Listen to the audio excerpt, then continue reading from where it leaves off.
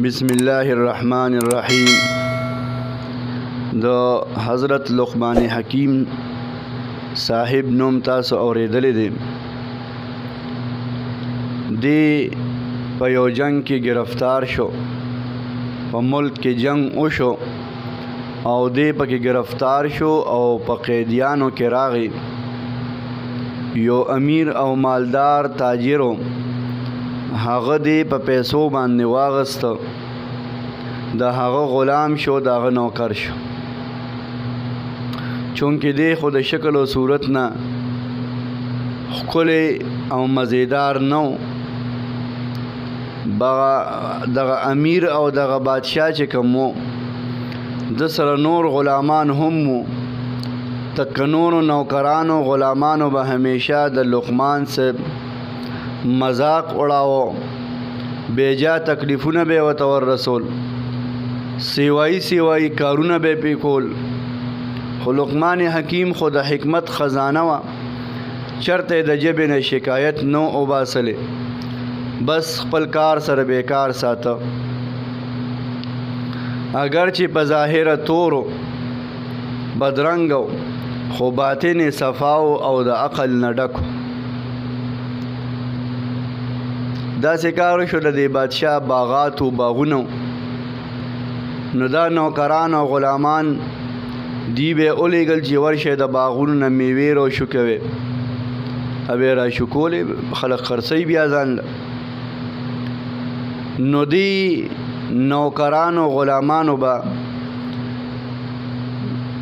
د هغه باغ د میوو نه خوراک ډېر کو، ذایقه و به خوړه به بس لړل، اول به پکې په خپله ښه وسرېدل، ډېر خوراکونه به یې وکړه او دغه رنګې بادشاه له به هم چې کوم دی نو راوړل او پیک به یې کړه. کاټونو کې خلک پیک کي بازار ته یو ځای ته بل ځای ته لیږي که نه. بهرحال دی به پکې په خپله ډېر خوراک هم کو. بادشاه ته د دې خبرې پته ولګېده چې ته خو 10 کسه مزدوران ولېږې باغ ته، 15 کسه مزدوران ولېږې، په هغې کې خو د ټولو نه زیات میوې او پل او فروټ، که هغه انګوران دي، که هغه امرودان دي، که هغه شمتالان دي، خو دی وخوري. بادشاه په دې خفه شو، امیر خفه شو، هلکه تاسو خو بلا خوراک کوئ. هغې وی نه بادشاه سلامت، امیر صاحبه مونږ نه کوو، دا سړی چې دی دا لقمان حکیم دی ډېر چې کوم دی غلاګر دی، نعوذ بالله، او دی ډېر اغلا کوي او دی ډېر پټول کوي او خوراک هم ډېر زیات کوي. لقمان حکیم خو نور کله غږ نه کوه، خو نن پې الزام ولګېده.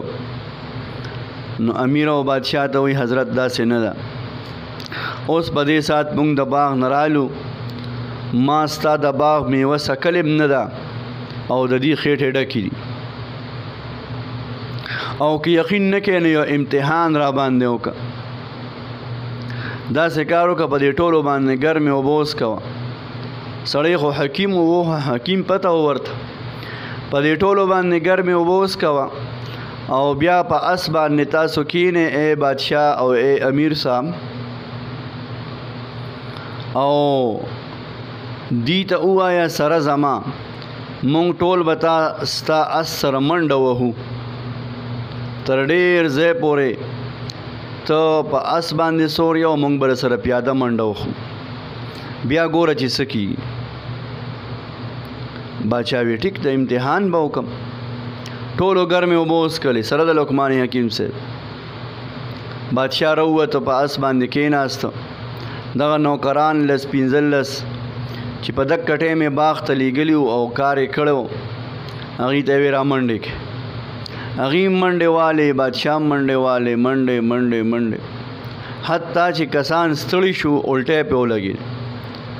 لقمان حکیم صاحب هم الټی وکړې، تشې اوبې راوویشتې او دکه کسانو الټی وکړې، هغه چې څه خوړلي وو هغه یې پکې واپس راوویشته.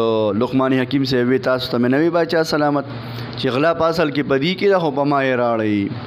بادشاہ هغې ته سزا ورکړه او لقمان حکیم صاحب ته معذرت وکړو چې زه پوه نه شوم زما نه غلطي وشوه ما په تا باندې بدګماني وکړه او د نن نه پس ته د دې ټولو غلامانو نوکرانو مشر شوي او د ټول کور امور او انتظام یې ورته حواله کړو.